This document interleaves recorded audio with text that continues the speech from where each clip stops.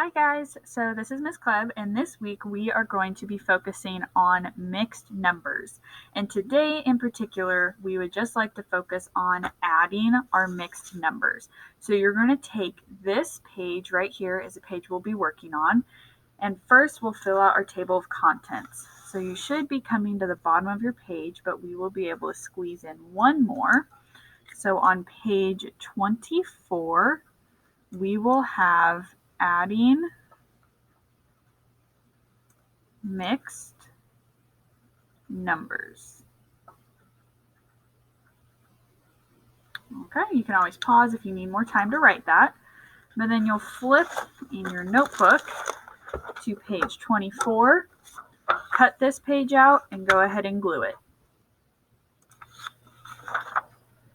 All right, so I'll just cut around the border of this whole page.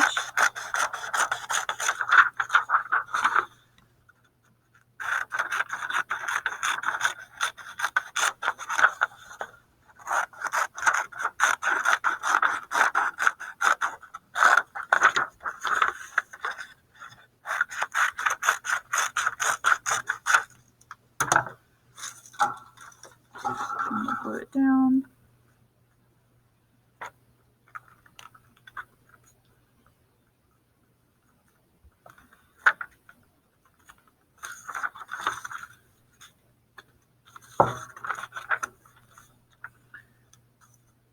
All right, so you can go ahead and pause if you need more time, but we'll go ahead and talk about adding mixed numbers.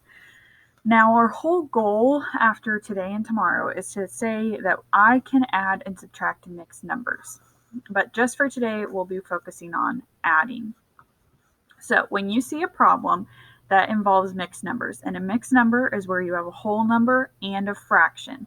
So this all together is a mixed number. When you're adding two mixed numbers, what you want to do first is to find the common denominator. Okay, we're going to be focusing on mixed numbers that have unlike denominators, because if they have like denominators, by now we know that you would just add them together as you normally would. But because these have unlike denominators, there's a few more steps. So first we'll find the common denominator for the fractions. So here we see that our denominators are 4 and 3. When we list out our multiples, we know that the least common multiple is 12. So we'll convert both fractions to have a denominator of 12. 3, you multiply by 4 to get 12. So 3 times 4 is 12. What you do to the bottom, you'll do the top. So 2 times 4 is 8. With 4 times 3 equals 12. What you do to the bottom, you'll do the top. So 3 times 3 equals 9. So that's how they got their fractions, 9/12 and 8/12. Our next step is just to add. So when we add our fractions together, our denominator always stays the same because we're adding parts of a whole. And then we'll add our numerators. 9 plus 8 equals 17. Now that's when we move to step 2. If necessary, decompose the improper fraction and carry the whole number. So when our fractions have a larger numerator than denominator, they're considered improper because we can simplify. So in 17/12, or 17 over 12, we know that one whole is 12/12. That is one whole. When we take out that whole, we have 5/12 left. So basically we're decomposing, taking apart 17 over 12 into 12/12 plus 5/12. All right? Because we know 12/12 is one whole, we're going to add, or we're going to regroup our 1 into our whole number column. So we know our fraction left is 5/12, and now step 3, we'll add the whole numbers. 1 plus 4 plus 2 equals 7. So our total sum from this original problem is 7 and 5/12. So now I'd like you to grab this page, and we're going to go ahead and cut and glue it on page 25. So pause the video and do that now. All right, after you have that glued on page 25, we'll flip back to our table of contents, and on our very last line, we will write 25. We're going to write subtracting. mixed numbers. All right, on page 25, subtracting mixed numbers, and then we'll flip back and look at our page. Now today, we're only going to focus on adding. Tomorrow, we will focus on subtracting. So ignore this top half for now, and let's just focus on adding. Okay? So our first problem, 3 2/3 plus 2 1/2. The first step that we need to do is to find our common denominators. When we list out our multiples of 2, we have 2, 4, 6, 8, and so on. When we list out our multiples of 3, we have 3, 6, 9, so on. Hopefully you see that they have 6 in common. So I know I need to convert both fractions to have a denominator of 6. When I do that, my 2/3, let's do it up here first. So if I want 2/3 to have a denominator of 6, what do I have to multiply 3 by to get 6? 2. Whatever I do to the bottom, I do to the top. 2 times 2 is 4. So now I know I'm adding 4 or 3 and 4/6. Okay. For 1/2, I want to convert that denominator to 6. I have to multiply 2 by 3 to get to 6. So I will do the same to the top. 1 times 3 is 3.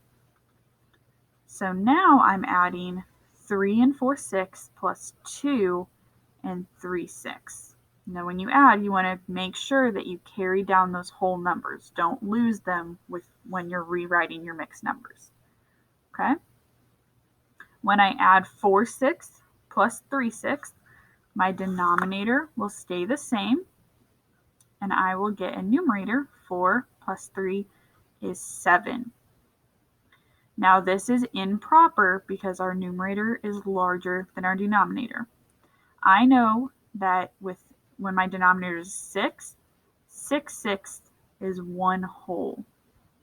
So I can break 7/6 into 6/6 plus 1/6 and know that this 1/6 can be carried over as a whole.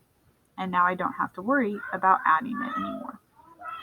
So I have 1/6 left over, and I'll add my whole numbers. 1 plus 3 plus 2 is 6. So my final answer is 6 and 1/6. Okay? We'll look at our second problem. 2 and 1/4 plus 2 and 1/5. Go ahead and pause the video here and solve it on your own, and then check back to check your answer.